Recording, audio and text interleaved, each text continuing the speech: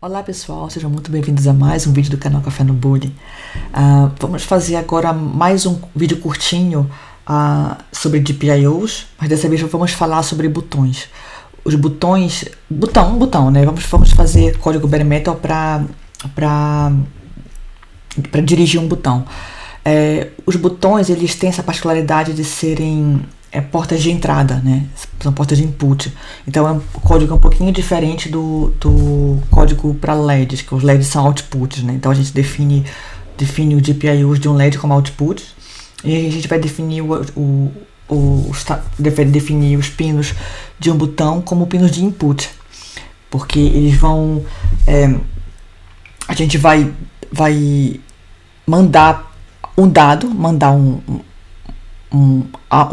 ou um 0 para o microcontrolador, né? Então essa é a particularidade dos botões, ou dos pinos de input, pelos quais a gente vai usar como um botão. Então bora lá. Bom pessoal, então como foi falado na introdução do vídeo, a gente vai modificar um pouco mais o código de GPIO, mas dessa vez nós vamos definir portas de entrada, né? Até agora nós tínhamos feito portas de saída, nós tínhamos colocado o porto do Arduino conectado a um LED, né? Nós tínhamos conectado os portos do Arduino a um LED. E os LEDs são dispositivos de saída, então o porto tem que ser de saída.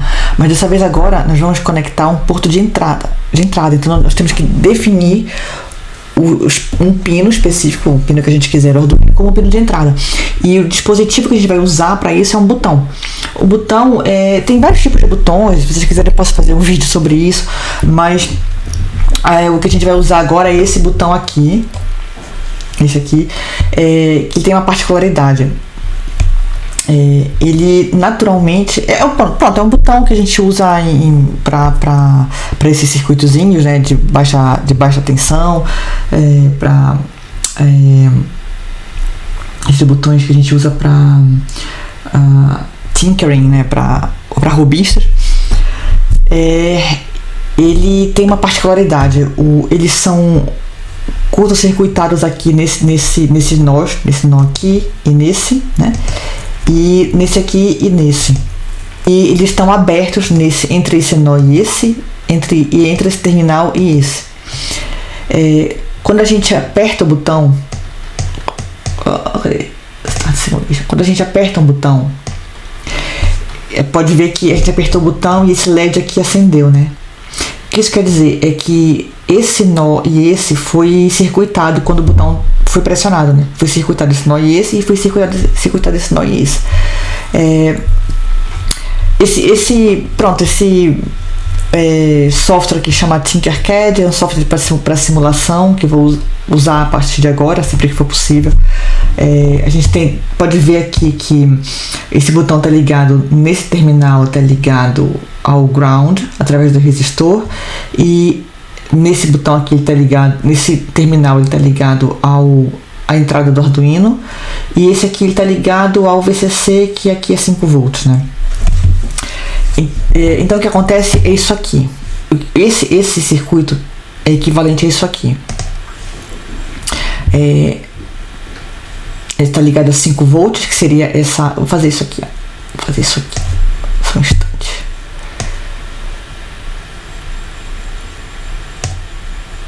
Isso, vou fazer isso aqui. Posso. Aqui, isso. Isso aqui, deixa eu ver se eu consigo. Tá. Essa ligação aqui dos 5 volts é essa ligação vermelha aqui. Corresponde a essa ligação vermelha, né? E aqui, essa ligação embaixo, 10 volts, o resistor de 10 volts para o ground, é o resistor de 10 kΩ, perdão, para o ground, que está ligado ao terminal, mais um terminal do botão. Esse símbolo aqui é um botão. Que tá aqui o botão, né? Então o que acontece? Quando ele está desligado, quando o botão não está pressionado, é a mesma coisa que isso aqui. Pode ver que a gente tem um tá ligado no terminal, mas essa ligação está aberta, e aqui tá indo para o ground, então aqui tem 0 volts.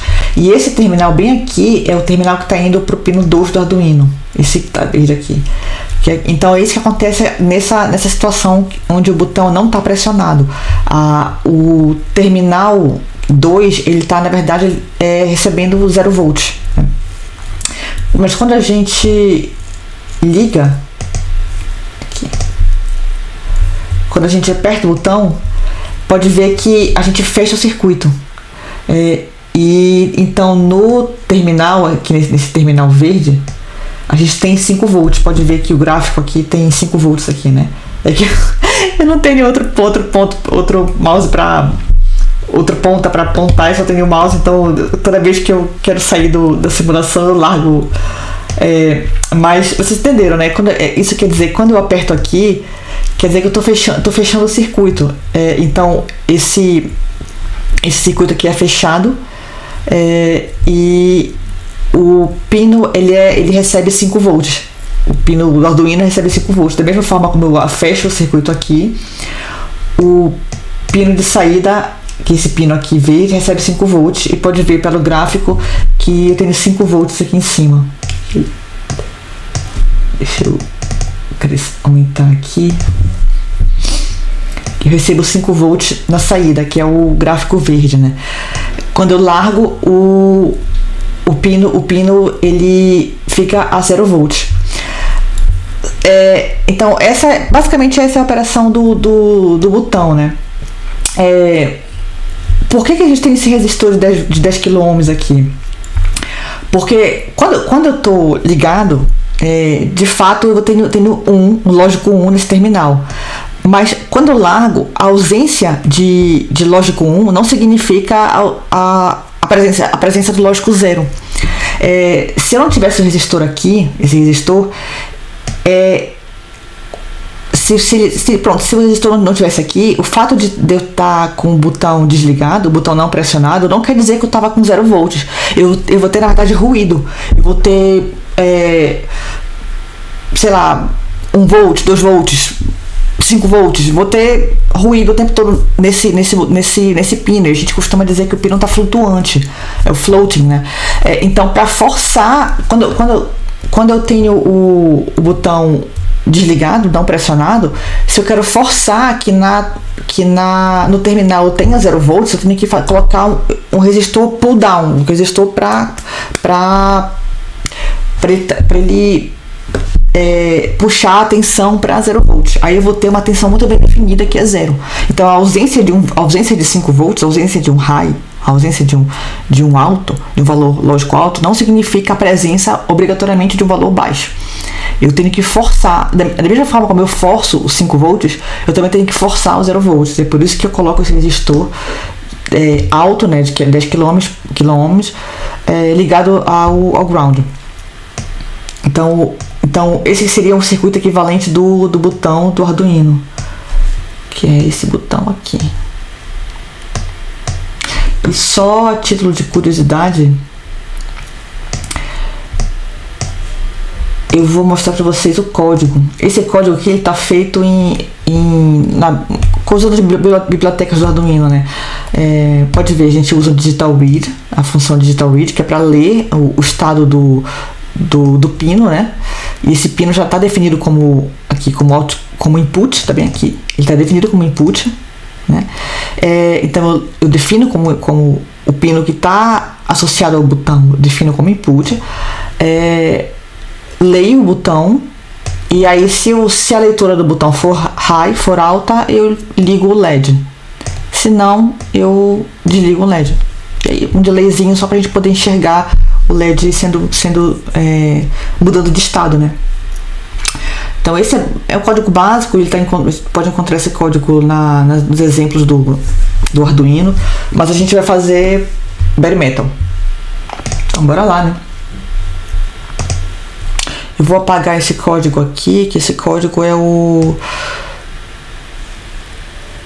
do vídeo anterior. Então vamos lá. Primeiro de tudo eu vou definir o meu botão. Então eu vou fazer um resto. Onde o meu botão já agora. e vou mostrar para vocês o meu setup, né? Esse aqui é um potenciômetro, não liguem para isso, isso aqui não vai ser usado agora. Esse aqui é meu botão. Eu tenho a mesma configuração que eu mostrei para vocês na simulação, né? Eu tenho o botão, um terminal dele está ligado em 5 volts e outro está ligado ao resistor de 10 kΩ que está ligado ao ground, né? E esse aqui é o fio que vai para o meu pino. O meu pino, não, eu vou usar o pino D5 aqui, porque eu já tenho os LEDs ligados. E eu vou ligar o meu botão no D5, que é o PD5, mas vocês podem ligar também onde vocês quiserem. Na simulação eu fiz no 2, né? Mas aqui eu vou ligar no 5, então eu vou colocar aqui no código Define Button.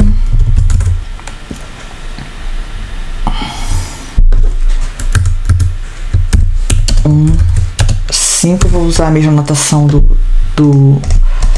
e aqui é o PD5. E eu vou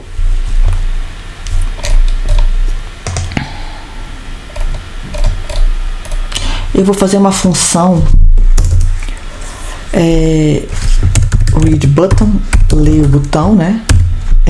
Void como argumentos, e eu quero que essa função retorne um int 8t, porque na verdade eu quero que ele retorne 1 ou 0. Então eu vou fazer essa função retornar um unsigned int. E ele está reclamando porque eu não tenho aqui o include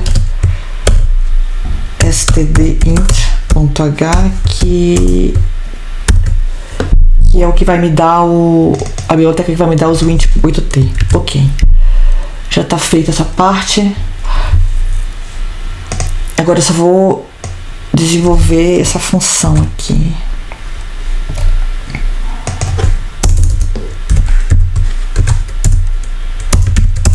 Antes disso eu vou definir o pino PD5 como entrada, né? O PD5 como entrada é assim, no Arduino, quando a gente vai procurar o datasheet do ATmega 328P, ele vai definir que as entradas, nós já falamos sobre isso no outro vídeo, né? As entradas, elas têm que ser escritas a 1. Desculpa, a saída de um pino tem que ser escrita a 1. E a entrada tem que ser escrita como 0. Deixa eu ver onde é que ela fala isso. Configurando o pin.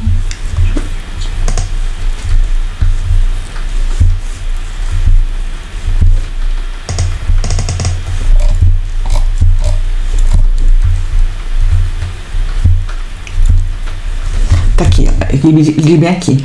Se o DDX é escrito com lógico 1, o pino no registrador PXEND vai ser configurado como output, como saída. Se no DDN for escrito lógico 0, o pino vai ser configurado como input. Então aqui eu vou ter que definir, se eu quiser definir como entrada, eu vou ter que definir eu vou ter que definir como 0 para que ele seja definido como entrada. E como é que eu escrevo um 0 num pino em C? Assim, olha. E aqui vou chamar button. Pronto. Então aqui o que eu fiz aqui foi definir o pino PD5. Aqui, lembra que esse button tá aqui, o botão era 5, né? 5. Então, DDRD5, ou seja, o DDR5 vai ser escrito a 0. Então, isso quer dizer, segundo o datasheet que a gente viu, ele está sendo escrito como entrada. Então tá, basicamente isso. Pode ver que se a gente colocar o pino como entrada aqui no setup de PIO e chamar essa função aqui, então a gente já definiu todos os pinos que a gente tem no nosso projeto. E agora só falta escrever o read button, né? Então, como é que a gente escreve a função read button? Lembra que a gente viu lá no datasheet que ele fala que quando o pino está configurado como input, né, a gente tem que ler no caso o PXN, né, o registrador P, né, PIN no caso, né. Então o DD vai ser os registradores DDR, né, eles são registradores de configuração, e o PIN, os pins D, pins B, são os pinos de leitura, que a gente vai fazer a leitura. Então, se a gente vai ler, a gente vai ter que fazer isso aqui, olha. Pin D, se o pin D fazer uma operação AND com button, se essa operação for 1, quer dizer, então, return 1. Se não, return 0. Basicamente essa é essa função. Porque assim, se essa condição if for verdadeira, ou seja, se eu fizer uma operação AND do registrador PIN D com o bit 5, se essa operação for verdadeira, eu entro aqui, retorno a função retorna 1, e aí eu retorno a função, né? E aí eu já executo a função. Se essa condição for falsa, eu passo para cá, retorno um 0 e a função, e aí pronto, acaba a função. É basicamente isso. Então tá. Vou usar essa função agora. Tirar isso aqui, caractere recebido também, que isso aqui é do outro código. Então tá, então nós já temos setup de PIO, o Artnit a gente não vai precisar agora, mas eu vou deixar aqui. Só porque a gente vai continuar com esse arquivo nos outros vídeos, então eu vou deixar essa função Artnit por agora. Primeiro eu vou fazer um código bem simples, não, bem simples mesmo. Vocês vão ver onde eu quero chegar. Setup de PIO, é importante a gente ter isso aqui, essa função aqui. Vamos definir todos os pins que a gente está usando, né? O Artnit a gente não vai usar, mas eu vou deixar essa função aqui. Eu vou criar uma variável, o int 8t, eu vou chamar de button e vou ler o botão, read button.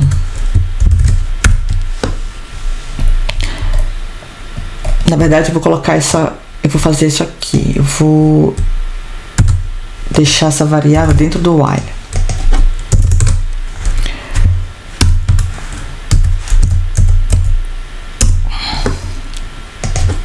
Vou fazer if button igual a 1. Vamos lá, vou ligar um LED qualquer. Turn yellow LED on.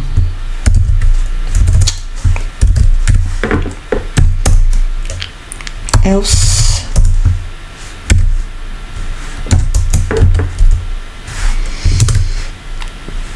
turn yellow LED off.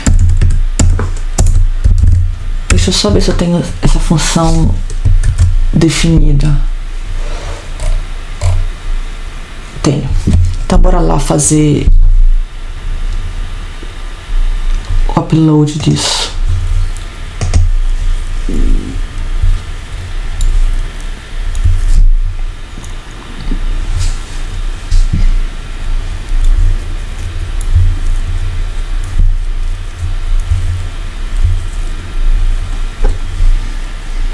Ok.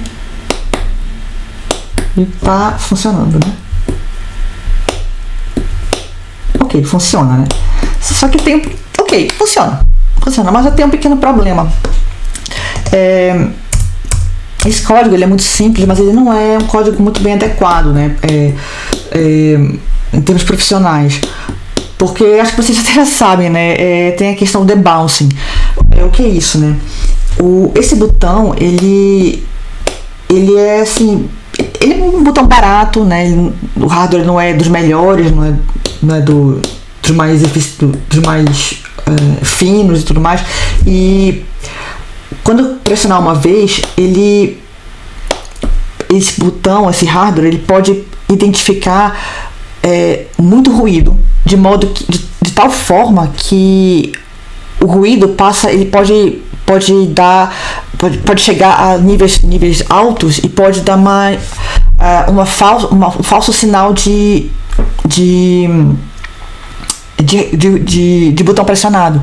Então, por exemplo, eu pressiono uma vez e o ruído pode fazer com que o botão seja lido a alto, lido a high muitas vezes. E isso é para aplicações que dependem de uma sintonia fina, aplicações mais delicadas, isso pode ser um problema. Nós temos, então, isso que a gente chama de debouncing. De bouncing, na verdade. Isso que a gente chama de bouncing. A gente dá um sinal de alto na porta, mas a porta ela consegue sentir vários outros sinais espúrios de alto, de modo que haja uma oscilação muito grande e haja falsas entradas, falsos sinais de high na porta. Tem várias formas de resolver isso, né? Em termos de hardware, por exemplo, pode comprar um botão um pouco mais caro, mas com componentes melhores. Pode fazer um circuito de debouncing também para eliminar isso. Ou tu pode fazer software também, né? Tu pode fazer um código que previna ou que se proteja do bouncing no software, né? O que escolher, né? Dá pra, assim, depende da tua aplicação, tu pode escolher. Geralmente o que é mais fácil fazer é software, né? O que é mais fácil e mais rápido de fazer, né? E mais barato também, digamos assim, só depende da tua habilidade de fazer, né? Mas depende da aplicação que tu estiver fazendo na hora. Vamos fazer em software mesmo. Então eu vou apagar isso aqui, que esse código E geralmente, também, claro, tem várias formas de se fazer também isso, fazer código de debouncing. O que é mais comum e que eu vou fazer agora é com uma máquina de estados. Ok? Então eu vou fazer o seguinte. Também, se vocês quiserem, eu posso fazer depois outros vídeos sobre máquina de estados, state machines, né? Isso é um assunto muito vasto, muito grande também, bem interessante por sinal, muito usado em sistemas embarcados, bastante usado em sistemas embarcados também, que vale a pena ter ter vários vídeos só sobre isso. Mas por enquanto a gente só vai escrever código, usar isso por enquanto agora. Então para fazer minha máquina de estados, eu vou criar uma variável chamada button state e inicializar 0. Por que eu coloquei static? Porque eu quero que essa variável retenha o seu valor, né? Tá. E dentro do while one eu vou criar outra variável, onde eu tenho new button state, que vai ler o meu botão, ok? Então tá, então o que eu tô fazendo aqui eu tô lendo, eu vou pressionar o botão e vou ler o resultado desse botão aqui nessa variável. If new button state, se o new button state for diferente do button state, ou seja, aqui eu vou ler, por exemplo, eu leio aqui e eu pressionei o botão, então o new button state vai ser 1. Então, se 1 é diferente de 0, então ele vai entrar nesse loop aqui. Então, o que eu vou fazer? Eu vou atualizar a minha variável button state com o novo valor. Button state. E agora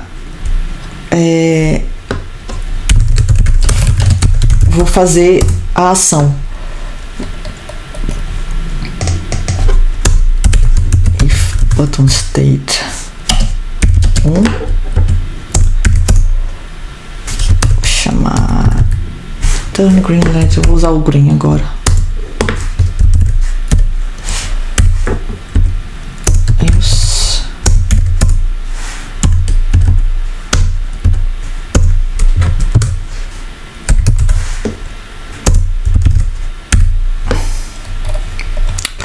feito. Bora lá, vou explicar esse código bacana agora. Então eu criei uma variável button state que inicializei a 0, ou seja, inicializei a low, né, a nível baixo, né? E aqui eu criei uma outra variável que vai realmente ler o botão. Então essa variável vai receber 1 ou 0, né? Então eu pressionei o botão, aí essa new button state está a 1 e o button state está a 0. Ok, então as variáveis são diferentes? São diferentes, então eu vou entrar. Aí agora eu vou atualizar o valor dessa variável aqui de button state. Ela estava 0, agora eu vou dizer que ela está 1. E aí eu vou efetuar a ação. Se o button state for a 1, eu ligo o LED. Se for a 0, eu desligo o LED. E aqui vai de novo. Aí agora eu leio de novo. Aí, por exemplo, aqui eu leio o botão e o botão está 0. Aí eu vou aqui. O botão new button state está 0 e o button state agora é 1, né? Nós escrevemos a 1. Então, são diferentes? São. Aí entra de novo. Então, button state agora vai ser 0. Então, aí o button state vai cair bem aqui. Ou seja, essa linha que eu faço aqui, ela vai garantir que eu inverta o LED. Se eu não tivesse aqui, se eu não tivesse essa linha, o LED não inverteria. Mas eu estou sempre mudando o valor de button state dependente do valor que eu leio do botão. Então, por isso que eu faço a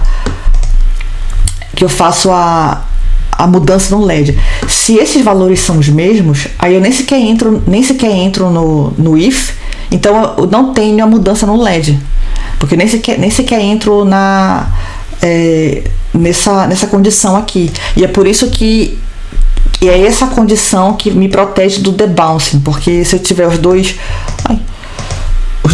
se eu tiver os dois estados iguais, eu nem sequer entro no if. E geralmente o debounce que acontece é que esses sinais espuros, eles são muito rápidos. Então, assim, o importante é não pegar esses sinais tão rapidamente assim, né? Eu infelizmente não tenho um osciloscópio nem nada. Eu até tenho aqueles de computador. Eu vou depois setar ele tudo para poder usar. Mas eu recomendo muito um vídeo do WR Kits do Wagner Rambo, que ele explica muito bem o debounce. Ele mostra no osciloscópio. O vídeo dele é bem interessante para mostrar o que acontece realmente no botão quando a gente tem um bouncing, né? E quão rápido esses sinais escuros, esses sinais de ruído são. Quando eu tiver um dinheiro melhor, eu compro um osciloscópio, correr esse código.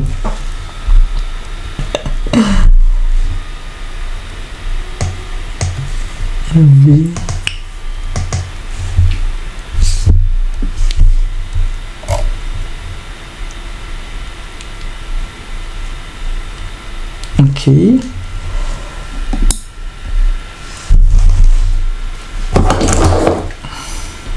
Pronto, tá aqui. Agora é o LED verde que a gente tá usando, né? Dá pra ver que agora é o código novo, o código com a máquina de estados. E o código é bem robusto. O LED realmente faz o toggle desculpa, o botão realmente faz a mudança de estado do LED. E a gente tem um código mais protegido contra o bouncing do botão, contra esses sinais ruidosos no botão. Pronto, pessoal, é isso. Obrigada por assistir mais esse vídeo. Deixa o like, deixa o like, porque eu tenho recebido poucos likes ultimamente. E eu vou tentar também, como eu já falei outras vezes, postar mais vezes também, postar outras. A gente vai continuar com os vídeos, a gente vai continuar com o próximo vídeo agora deve ser sobre interrupções no Arduino. E eu também vou fazer os códigos sobre stacks, queues, linked lists, né, no Selenium, como também foi falado nesse canal aqui. Não percam por esperar. Vai sair, esses vídeos vão sair. Fiquem aqui, deixem um like. Eu preciso de dinheiro para comprar um osciloscópio. Tô brincando. E é isso. Muito obrigada e até a próxima, pessoal.